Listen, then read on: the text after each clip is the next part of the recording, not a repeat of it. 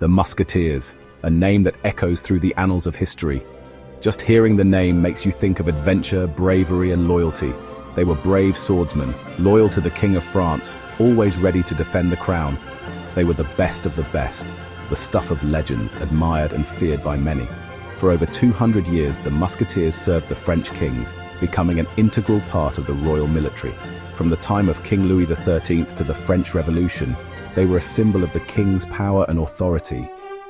They were known for their courage and skill in battle, often turning the tide of conflicts. And everyone remembers their famous uniform, the blue cape and hat with feathers, a symbol of their elite status. But the Musketeers were more than just handsome soldiers. They were strategists and diplomats as well. They were a big part of the French army, playing crucial roles in many military campaigns. And they were important figures in the luxurious court of the French kings, often seen at royal events. Their story is a fascinating mix of history and legend, capturing the imagination of generations. The Musketeers were created by King Louis XIII, a visionary ruler who saw the need for a new kind of military force. In 1622, he decided that France needed a new kind of soldier, one that could adapt to the changing nature of warfare.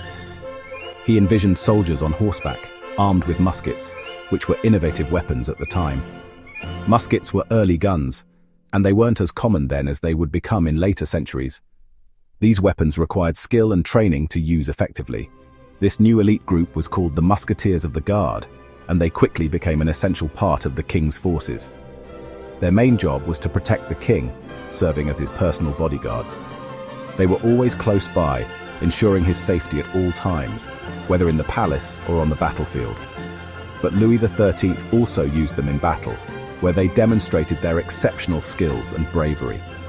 They proved to be very good soldiers, often turning the tide of battle with their courage and tactical prowess.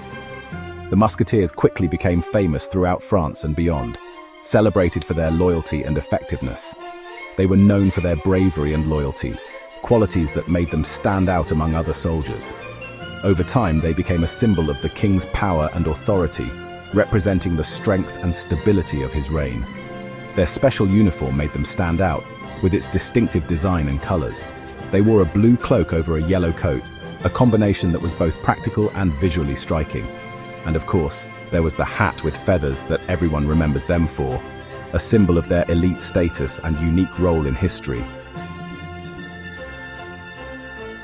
Louis XIV became king when he was just a boy, inheriting the throne at the tender age of 4. His early reign was marked by regency, but he quickly grew into his role. He would become known as the Sun King, a title that reflected his belief in his own absolute power and his central role in the state. He believed he was chosen by God to be king, a concept known as the divine right of kings, which justified his absolute rule. And he knew that a strong army was important for maintaining his power and expanding his influence across Europe. Under Louis XIV, the Musketeers became even more famous, serving as elite soldiers and personal guards to the king. He made their numbers bigger, expanding their ranks to ensure he had a formidable force at his disposal. He gave them an important role in his many wars, where they proved their bravery and skill on numerous battlefields. They fought bravely in battles all over Europe, from the Spanish Netherlands to the Holy Roman Empire, showcasing their prowess. They helped to make France a powerful country, contributing to its military successes and territorial expansions. But the Musketeers weren't just soldiers, they were also influential figures in the king's court. They were also important people in the king's court, attending royal events and serving as symbols of the king's authority. Louis XIV used them to show everyone how powerful he was, often having them by his side during public appearances. They were always at important ceremonies, adding to the grandeur and prestige of the events. They went to fancy parties and tournaments, mingling with the nobility and showcasing their elite status. The king himself often dressed like a musketeer, donning their distinctive attire to emphasize his connection to them. He knew how powerful their image was, using it to project strength and unity throughout his reign. The Musketeers might have been forgotten by history, but they were made famous forever in books. In the 1800s, Alexandre Dumas wrote The Three Musketeers. It was a huge success, and people still read it today. Dumas' novel tells the story of D'Artagnan, a young man who goes to Paris to become a musketeer. He becomes friends with three experienced musketeers, Athos, Porthos, and Aramis. Together, they have exciting adventures, fighting bad guys and protecting the Queen. Dumas' novel is a romantic view of the musketeers, but it shows what they stood for: the friendship, the bravery, the loyalty. These are all things that we think of when we think of the musketeers. Thanks to Dumas, the musketeers are still alive in our imaginations. The French Revolution ended the monarchy, and it also ended the musketeers. They were disbanded in 1789. Their time was over, and the world was changing. But the legend of the musketeers continued.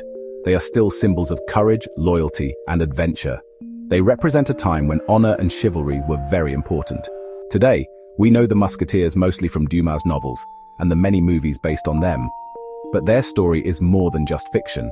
They were real men who lived and fought for their king. They were a special and important part of French history. They left behind a legacy that continues to fascinate and inspire us. Like and subscribe Emgotvhistory Warfare for more stories.